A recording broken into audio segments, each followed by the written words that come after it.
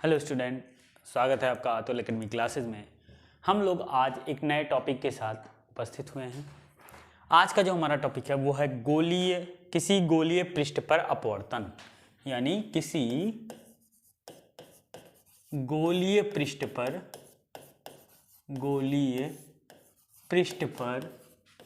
अपवर्तन। ठीक, अब हम इसमें दोनों मेथड लेंगे। देखिए क्या करेंगे, हम लोग एक गोलीय पृष्ठ ले लेते हैं। ठीक है, मान लेते हैं ये गोलीय पृष्ठ है। ठीक, इस पर हम लोगों को अपवर्तन की घटना को देखना है। ठीक है, अब यहाँ समझते हैं। इसमें देखिए ये गोलीय पृष्ठ है, तो जिससे गोलीय पृष्ठ होगा यहाँ पर एक होगा सेंटर ऑफ कर्वेचर यानी सी, और यहाँ पर आप जानते हैं कि एक ऑब्जेक्ट रखा हुआ है। क्या ऑब्जेक्ट रखा हुआ है? आई एक ऑब्जेक्ट रखा हुआ है, मतलब कोई भी वस्तु रखी हुई है। तो इस वस्तु का इस पर जो है कोण कैसे बनेगा, तो ये होगा ऐसे, और इसका जो प्रतिबिंब बनेगा वो कुछ ऐसे यहाँ पर बनेगा आई। ठीक, अब हम जानते हैं, क्या जानते हैं, इस पृष्ठ के एक लंबवत रेखा खींच लें। ठीक, और ये यहाँ पर आएगा लाइन जो सी से होकर के जाएगा।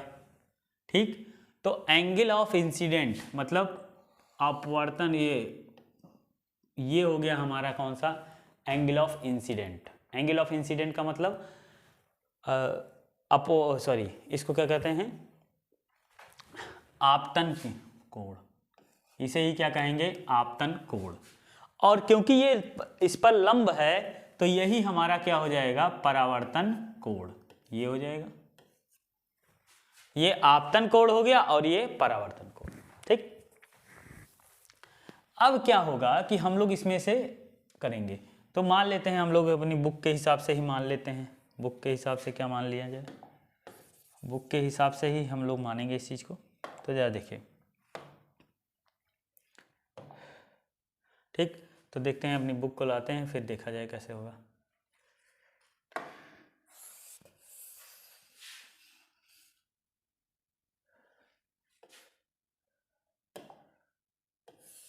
अब यहाँ पर आपका, ठीक है, ये देखिए, ये कहानी है, ये है आपतन कोण, परावर्तन कोण, और यहाँ पर है।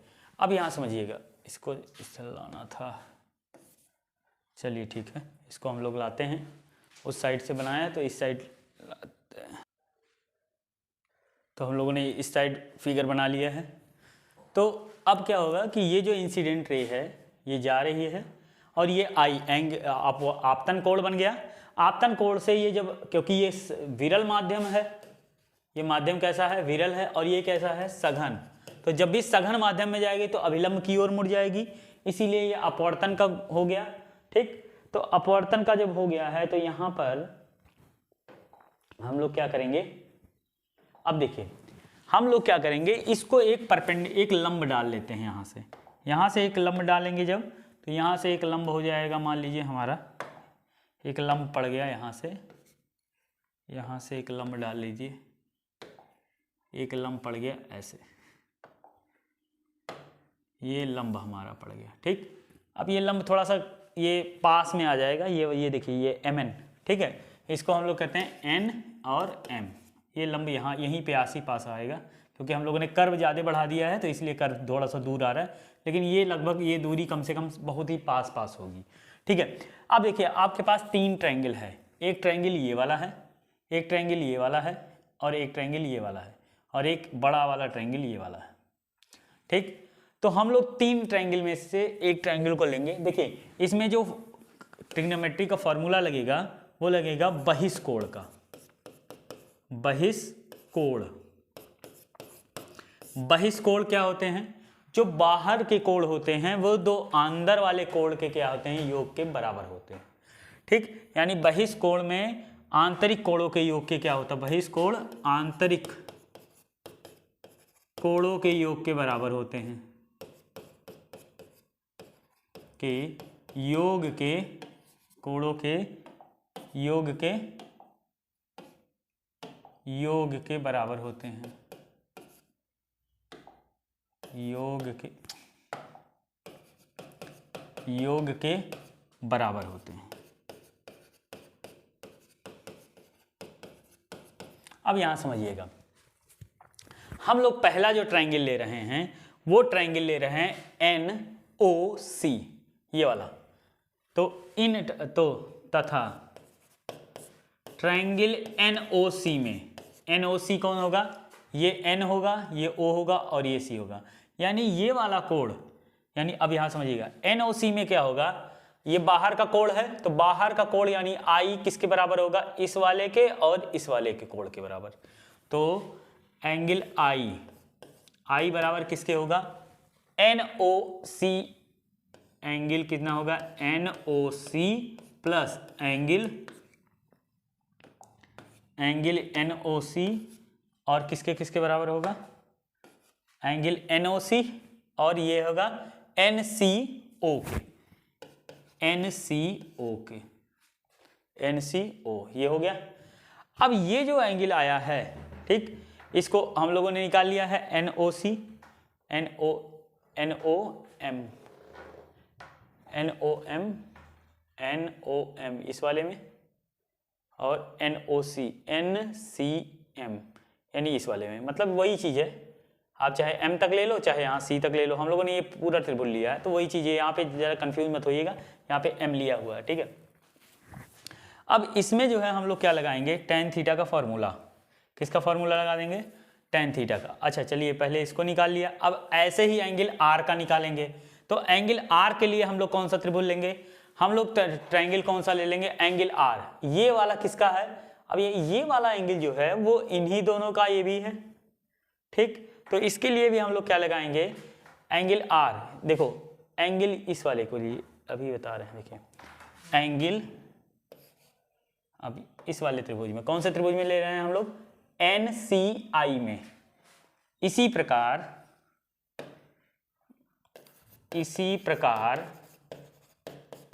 त्रिभुज, कौन सा त्रिभुज ले रहे हैं, NCI में,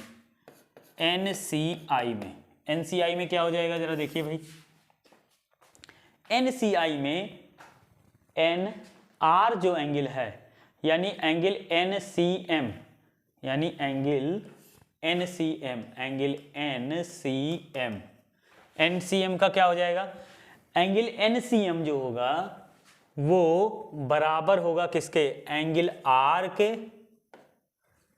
यहां से एंगल R के, बहिष कोण का फार्मूला लगाएंगे, एंगल, अरे यार तो ठीक है, angle R plus angle NIC के, ये लिखने में बड़ी समस्या हो रही है आज, angle R plus angle NIC में। अब यहां से एंगल R का अगर फॉर्मूला निकालें तो एंगल R बराबर क्या हो जाएगा, देखिए R को इधर आने दिए, इसको इधर ले आए हैं, यानी angle NCM minus angle NIC, ये निकल जाएगा। तो अगर हम इन दोनों को एंगल यहां से निकाल लिए, R की वैल्यू निकल गई और I की वैल्यू निकल गई। अब अगर हम इसकी वैल्यू निकालना चाहें किस चीज की, देखिए इसमें हम लोग इसका ट्रायंगल इसी प्रकार, अतः tan थीटा, चलो tan थीटा की वैल्यू निकालते हैं। tan थीटा किसके लिए निकालना है, तो देखिए इसमें आपने पहले देखा हुआ है, यहाँ पर आप देख सकते हैं NCERT में भी, इस NCERT के tan थीटा की वैल्यू पहले इसने निकाल लिया, तो ज़्यादा कंफ्यूज मत होइएगा, हम लोग बाद में निकाल रहे हैं, ठीक है। यहाँ पे इन्होंने tan थीटा की वैल्यू पहले ही निकाल ली है, ठीक, जबकि हम लोग क्या करेंगे, ये प्रोसेस के बाद tan थीटा की वैल्यू निकाल रहे हैं, तो उसमें कंफ्यूज होने की कोई बात नहीं है, ठीक है। tan थीटा किसका किसका निकाला जाएगा, n इसका निकाल लीजिए एंगल I का, एंगल NCM का निकाल लीजिए ये वाले एंगल का, और एंगल NIM का निकाल लीजिए इस वाले एंगल का। तो इन तीनों का tan थीटा हम लोग निकालेंगे। चलिए देखते हैं किसका किसका निकालते हैं। देखिए एक तो ट्रायंगल इसका निकालेंगे, तो ट्रायंगल tan थीटा किसका निकालेंगे, tan थीटा किसका निकालना है, एंगल I का। tan I बराबर क्या हो जाएगा, देखिए अब इसमें से देखिए ये वाला है tan i, tan i बराबर क्या होता है, लंब बटे कर्ण, लंब बटे आधार। तो लंब इसका कौन सा होगा, लंब तो यही होगा nm, यानी nm ही लंब होगा। और आधार कौन सा होगा, आधार होगा NOM में निकाल रहे हैं एंगल I, NOM, तो यहाँ हो जाएगा आधार कौन हो जाएगा, आधार हो जाएगा OM बाई OM। ठीक, अब एंगल कौन सा निकाल रहे हैं, एंगल tan, एंगल कौन सा निकाल रहे हैं, NIC में। तो एंगल NIC देखो जिसमें ये जो है NOC का निकाल लिया गया, NOC का, ठीक, यही है टेंगल आई या NOC लिख लें इसे, NOC में। ठीक, अब NIC का निकाल लेंगे, NIC का निकालेंगे। तो NIC अब ये कैसे निकाल लें, क्यों निकाल लें, उसके लिए जरा समझिएगा। जितने कंपोनेंट इसमें आए हैं उन सबका जो है हम लोग tan थीटा निकालेंगे। क्यों निकाल रहे हैं, क्योंकि हमें चाहिए दूरी, जिससे हम लोग इनके बीच का रिलेशन निकाल सकें। ठीक, तो क्योंकि ये ऑब्जेक्ट है तो ऑब्जेक्ट से इमेज तक की दूरी को हम लोग, मिरर तक की दूरी को हम लोग कहते हैं u, ऑब्जेक्ट से लेकर के इमेज तक की दूरी को हम लोग कहते हैं v, ये दूरी हो जाएगी r, ये दूरी कौन सी हो जाएगी r। तो यहां से ये जो दूरी है, रुक जाइए भाई इसको सही से लिख दिया जाए, ये c तक की दूरी को हम लोग क्या कहते हैं, c तक की दूरी को हम लोग कहते हैं, यहां से यहां तक की दूरी को हम लोग कहते हैं r। ठीक, अब इस चीज को देखिए tan NIC, तो लंब तो वही रहेगा, NM ही लंब रहेगा, आधार कौन हो जाएगा, MI, आधार क्या हो जाएगा, MI। और इसी प्रकार tan हम किसका निकाल रहे, NIC का तो हो गया, NCM,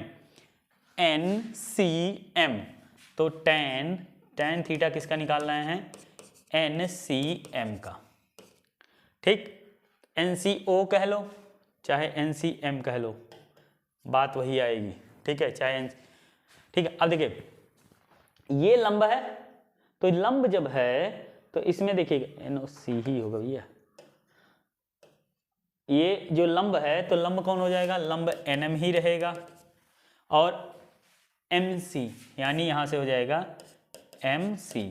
तो इस इक्वेशन को, इसको इक्वेशन 1 मान लीजिए, और इसको मानिए इक्वेशन 1, और इसको मानिए इक्वेशन 2, तो इसको मानिए 3rd, इसको मानिए 4th, और इसको मानिए 5th।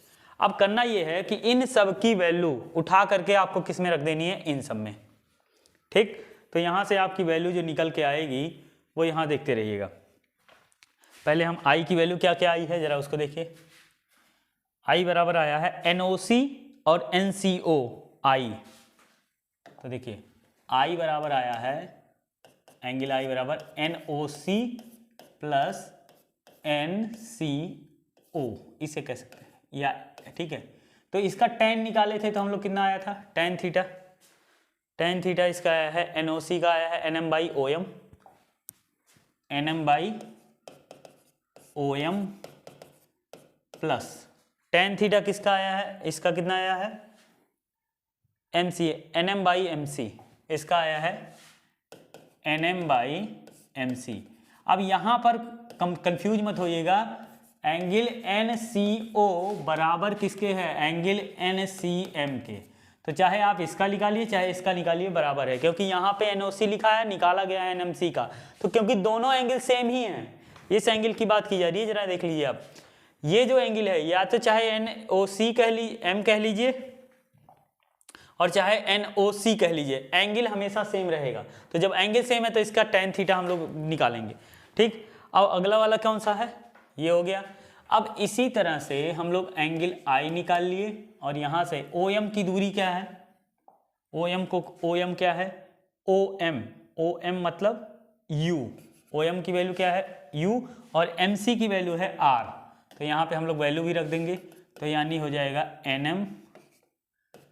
NM बाई OM है, तो OM की वैल्यू है U। अब इसकी दूरी, क्योंकि हम लोग जिधर वेव जा रही है उधर से अपोजिट नाप रहे हैं, तो इसीलिए माइनस हो जाएगा। इसमें देखिए प्लस NM तो ऐसे इट इज रहेगा, MC की वैल्यू क्या है, R है, तो ये हो जाएगा एंगल I बराबर क्या हो जाएगा, NM बाई U और NM बाई R। अब चलिए देखते हैं, ये समीकरण क्या हो जाएगा 6। ठीक, यहीं से मान लेते हैं इसको, देखिए यहीं से समीकरण, ठीक है, ये चीज़ हम लोग अभी लिखेंगे इसमें। ठीक, इसे समीकरण कितना मान लेते हैं 6, समीकरण 6। अब देखिए, अब हम r के लिए निकालेंगे। r बराबर है NCM minus NIC। NCM angle r बराबर क्या है, इसी प्रकार एंगल r बराबर है एंगल n क्या है, एंगल NCM माइनस कौन सा एंगल हो जाएगा, देखिए NCM माइनस NIC, कौन सा है NIC। अब फिर इनकी वैल्यू निकालिए tan की, तो इसके tan की वैल्यू कितनी आ रही है, NCM की वैल्यू है NM/MC और NIC की NM/NI। तो देखिए NCM की वैल्यू वही है ना, NCM चाहे NCM। ठीक, तो इसकी वैल्यू कितनी है, NM/R हो जाएगा और माइनस NIC की वैल्यू कितनी आई है, NIC की वैल्यू है NM/MI। और जरा देखिए M ये है, I ये है, तो इसके बीच की पूरी दूरी क्या है, U। तो यहाँ पे हम लोग वैल्यू रखेंगे, यानी NM/V, इसकी वैल्यू V आ गई। अब इसमें देखिए एंगल R, अब आपने एंगल I और R की वैल्यू निकाल ली है। तो जब आपने I और R की वैल्यू निकाल ली है तो हम लोग लगाएंगे यहाँ पर अपवर्तन का नियम। अतः अपवर्तन के नियम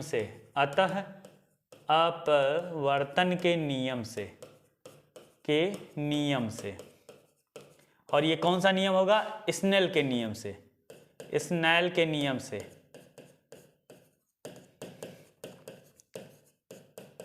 नियम से क्या होता है, साइन I बटे साइन R बराबर होता है N2/N1। ठीक, N2 क्या है, या इसी चीज को हम लोग लिखते हैं म्यू N2/N1, ऐसे भी लिखा जाता है। इस चीज को इस तरह से लिख सकते हैं आप। अब साइन I की वैल्यू निकाल लीजिए, I बराबर क्या है, तो देखिए परंतु यहीं पे एक चीज और लिखेंगे, परंतु यदि क्या चीज, यदि एंगल I तथा R बहुत छोटे हैं, क्या कर लेते हैं, बहुत छोटे हैं, तो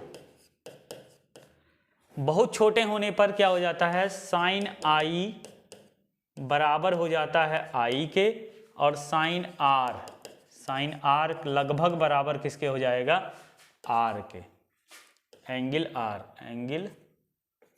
एंगल I के बराबर हो जाएगा और ये एंगल R के बराबर हो जाएगा। तो अगर बहुत छोटा है तो हमारा क्या हो जाएगा, I की वैल्यू क्या है, इधर देखो, इसको इधर उधर ट्रांसफर कर दीजिए, ये म्यू बराबर, इसको यहीं रहने दीजिए, देखिए n यानी साइन यहाँ से हो जाएगा I/R बराबर हो जाएगा म्यू, और म्यू को इधर रखिए, I को इधर ले आइए, यानी I बराबर हो जाएगा, एंगल I बराबर हो जाएगा म्यू एंगल R। अब इस समीकरण 7 हो गया ये समीकरण, इसको बनाइए 8। समीकरण 8 में I की वैल्यू और R की वैल्यू रखने पे, ठीक, तो चलिए देख लेते हैं। समीकरण 8 में I तथा R का मान रखने पर,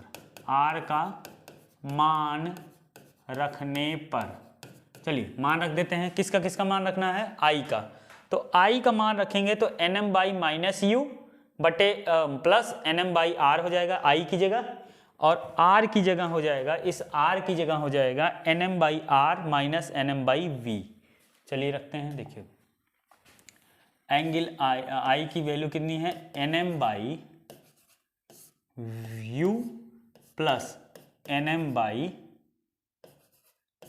हो गया है, ठीक। और यहाँ पर म्यू था और आर था, तो आर की वैल्यू हम लोग कहाँ रखेंगे, आर की वैल्यू कितनी निकल के आई है, n m by r minus n m by v. तो यहाँ लिखेंगे n m by r minus n m by v. ठीक, तो ये कहानी निकल के आई है। अब देखिए v को इधर ले आइए, r को उधर ले जाइए। तो r को अगर उधर ले जाएंगे तो यहां से जरा समझिएगा, ये मल्टीप्लाई हो जाएंगे। तो r को इधर ले आइए, यानी इस चीज को v को इधर ले आइए, तो ये हो जाएगा nm, यहाँ माइनस है तो इधर आकर के क्या हो जाएगा, प्लस हो जाएगा। इसको हम लोग बाद में लिख देते हैं माइनस nm। पहले nm से nm काट दीजिए आप, ये थोड़ा सा आसान हो जाएगा आपके लिए। ये हो जाएगा nm by r minus nm by v। तो दोनों साइड nm कट दीजिए, तो ये हो जाएगा 1। अब ये थोड़ा सा आसान हो जाएगा आपके लिए। ये हो जाएगा 1 बाई वी, इधर आ गया, यहाँ हो जाएगा माइनस 1 बाई यू, और ये इधर जाएगा तो ये हो जाएगा माइनस, तो ये हो जाएगा म्यू 1 बाई आर माइनस, अब ये माइनस माइनस क्या हो जाएगा, प्लस, तो यहाँ से हो जाएगा प्लस का 1 बाई आर। ठीक, म्यू आर हो जाएगा। ठीक है, ये कहानी आ जाएगी आपकी निकल करके। तो इसमें जो है आपका, अभी इसमें देखिएगा, इसमें आपका जो है यहाँ पर, इसको ये थोड़ा सा और खोल लीजिए, ना हो तो इसको अगर आप ओपन कर लेंगे थोड़ा सा, तो ये भी आपके लिए सही हो जाएगा। देखते हैं ओपन करके कैसे होगा। देखिए इसको हम लोगों ने इसको क्या कर दिया है, ठीक है, इसको ज़रा फिर से देख लेते हैं थोड़ा सा। इसमें करना यही है, लेकिन थोड़ा सा इसको चेंज करेंगे। देखिए यहाँ पर जो म्यू लिखा है, म्यू को हम लोग लिख सकते हैं क्या, n1 बाई n2। यहाँ पे होता है ना, स्नेल का नियम कहाँ लगाया गया है, स्नेल के नियम से, स्नेल के नियम से। ये देखो n1 n2 बाई n1 है, तो यहीं पर हम लोग यहाँ भी लिख लेते हैं n2 बाई n1। थोड़ा सा आसान हो जाएगा क्योंकि n1 आ जाएगा इधर, तो ये हो जाएगा n1 एंगल आई। एनसीईआरटी में ऐसे ही किया है तो इसी तरीके से कर देते हैं, वैसे आप करते कोई दिक्कत नहीं होती। एंगल आर यहाँ पे, अब इसमें समीकरण 8 ही इसको मान लीजिए, अब इसमें वैल्यू रख दीजिए, अब आसान हो जाएगा। ये हो जाएगा n1 और यहाँ हो जाएगा क्या, 1 बाई, देखिएगा जरा, 1 बाई, इसको करेंगे व्यू, यहाँ पे रखा 1 बाई यू, माइनस का रहेगा प्लस 1 बाई आर, और यहाँ हो जाएगा n2, और यहाँ पे 1 by v minus 1 by r. यहाँ पे देखिएगा, नहीं यहाँ पे r की जगह क्या हो जाएगा, माइनस, हाँ 1 by v, 1 by r minus 1 by v, तो 1 by r minus 1 by v. अब यहाँ समझिएगा, इसको ओपन कर दीजिए, यानी n1 by u plus n1 by are